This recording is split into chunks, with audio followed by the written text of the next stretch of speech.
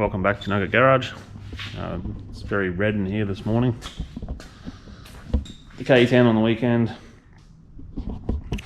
Pretty happy with it. It's an awesome car. It's fun to drive. We found that we had another leak other than those clamps down in behind the turbo here on the back of the compressor housing. It was split. Now, I did a walk around at the track with the compressor housing in my hand, and I finally found someone who took me back to their house and welded it up for me. And then I think we missed qualifying 3 and had to go straight into round 1, not really knowing where my CO2 now needed to be, because obviously we didn't have a massive boost leak anymore. So I took too much CO2 out, and I bumped in on the first round, and I was in there too early. And because I didn't know where the boost was going to go on the 2-step, I sort of let off the throttle a little bit to stop it sitting there banging away. And of course the other guy bumped in, and then the light went green and I was asleep. And then the second round I bumped in early and I said, stuff it, I'm going to stay on it to 2-step, and it made too much boost and it wheelied. And the third round I set the bump too short. The actual power on the 2-step was about right, but it bumped forward and rolled back out of the beam, and then I didn't want to bump again and bump deep, so I let off the throttle a little bit to bump, and then my V8 opponent realised his advantage, bumped in and then left, and I had to run I was late on the tree because the thing wasn't ready to go. Still won a 515, 139 in the 8th, which is a PB by about half a tenth or something. So if you put that together with my last 8.0 slip, you get a slip that doesn't start with an 8 anymore. So I'm excited for Jamboree. This Saturday we've got to do that Cash Nights thing, which is after the Mopar day at Willowbank. I think it's a 2-hour track hire, heads up, winner takes all sort of deal. No times, 8th mile, pro tree. So this week I'm hoping that I can come up with some sort of 3-step arrangement using my foot brake. So I'll have a lower bump RPM, and then as you bump in, take your foot off the brake and it'll go to the 2-step. Or if they held you out, you can probably put your foot back on the brake again and it'll go back down to the lower bump, so it's not eating itself to bits sitting there waiting for the other person. This thing's been getting sorted. Andrew's been in here doing the wiring for the R35 coils and the crank trigger kit. Dave's done the dump pipe, intercooler pipes. I think we're up to body harness, which someone forgot to order parts for. So that's here now. This thing today, we're going to try and put the gearbox in it, I think, the little reversing gearbox, so I can start ordering drive shafts.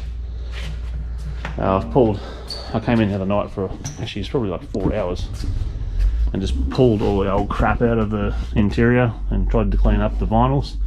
I've got a little set of bucket seats coming and a moulded carpet, so it's not that bad to sit in here now. It doesn't smell or feel like insects are going to try and take you over. Someone's done some really interesting seat brackets, which I'm going to have to cut out. Anyway, Supra, still waiting. Gemini, it's pretty cool. It's really straight, this thing. It was here last time and it had a power FC in it and a whole heap of fuel system problems. It now has a link atom, and that's one of today's tunes. This VE, we'll be doing that Headers Cats tune. It had some wacko tune in it with like 36 degrees of timing, so I think it must have been just riding on the knock control the whole time. The other exciting thing last night, mate Bruce sent me a video at about nearly 10 o'clock at night of my KE20 in the paint booth, all bamboo painted, and it looks bloody straight. So I'm pretty keen to see it. I think I'll have to wait like another week and a half. He's going to bring it over and I'll find somewhere in a shop to put it where it's not going to get damaged, and start putting that back together. Exciting times. Anyway, I've got a few dyno vids and I'll start playing with the KE10, and I might throw in some stuff from the weekend. We didn't really get any in-car footage, a little bit of outside footage, and unfortunately with the GoPro 9s, I think I'm going to have to play with the light settings a little bit in the dark. The video looks really grainy, so I apologise for that. Anyway, we'll get some work done, come back at you.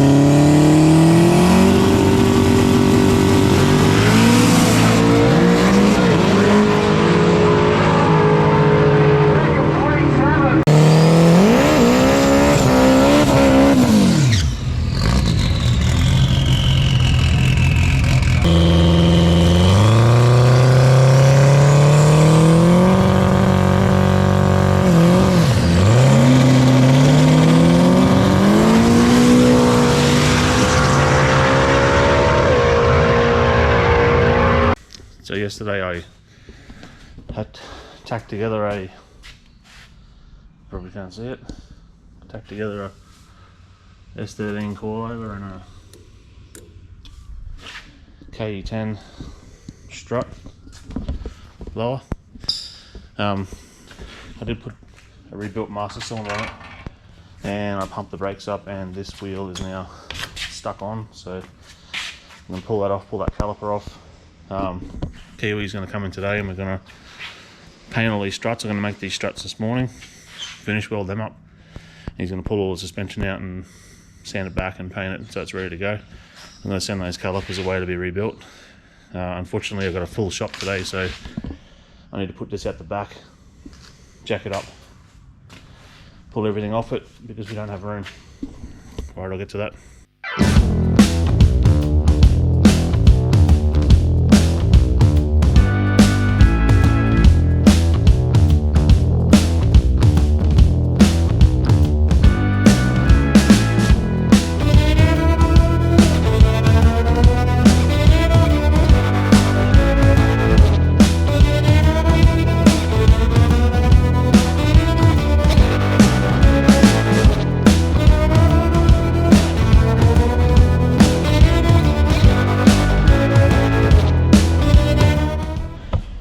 Right, so I did a quick mock-up yesterday, cut one strut down. I had to reshape the top plate. I obviously cut all the crap off the sleeve, and then did some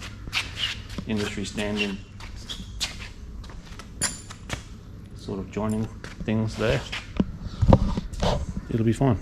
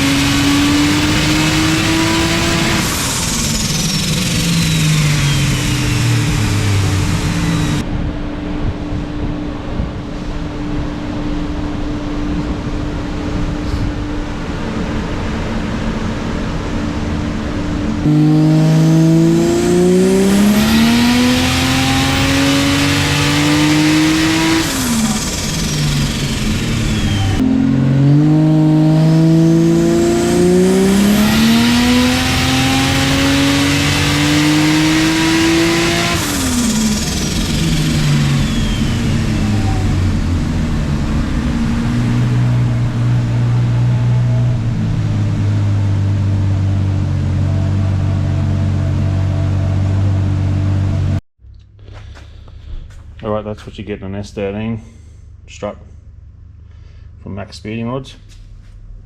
Not sponsored. This is what I've got to end up with.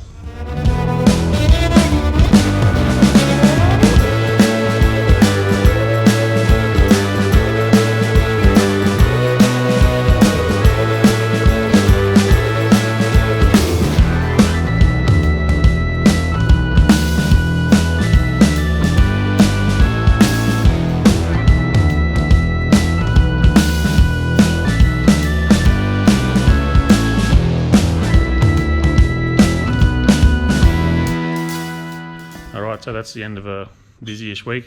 A couple of Cressidas there on the dyno.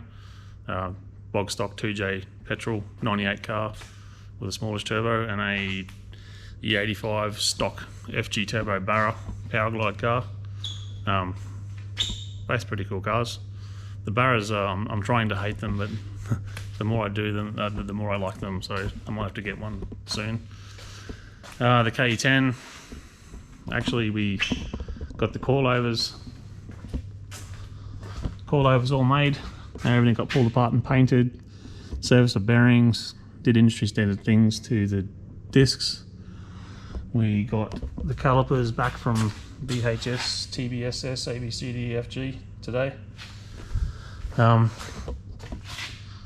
Graham's made me this clutch bracket with the posts and everything, and needs a little bit more clearancing just here, but I'll do that on the winter show when I figure out what the uni's going to look like. The coilover, we joined it in the industry standard way. It actually is going to need a 10mm wheel spacer, I think, to get the height adjusting lock nut down. It's going to hit on the tyre, so that's no biggie. It probably needs the tyres out a little bit anyway. The gearbox, reversing gearbox, that's kind of where I think it needs to sit. Obviously it pokes up through its own hole. That's the forward reverse lever. The actual prop shaft angle when you hold a piece of pipe up here, it doesn't really look that bad, so I think that should be okay. There's a kit coming from the UK at the moment that's got a pivot and a few other angle and joints and threaded rod and ball joints, so I should be able to send that to a pivot and send it back this way to a billet lever up through here. The rear tail shaft, it's probably going to have to be two-piece, because don't forget that diff moves and that doesn't, so it's either going to have a slip in it or it's going to have a center bearing. So this thing's going to have so many unis and things in it, it's crazy. It may even need a slip in this front one because it does need some sort of adjustment, or I'm going to have to slot this so this piece can move back and forward.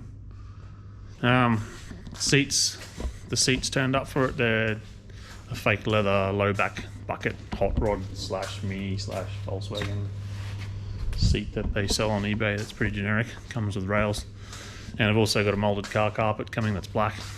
So the interior probably won't need much. I'll need a dash pad and maybe a hood lining. That's as low as the front will go where I set the coilover at. The back's got to come down probably 1.5 inches, 2 inches. I'm just going to flip one of the intermediate leaves. The diff's got to come out. I'm going to paint that. The back brakes keep getting stuck on, so I'm going to have to service them as well. I think I'm about $580 just in brake rebuild parts so far. The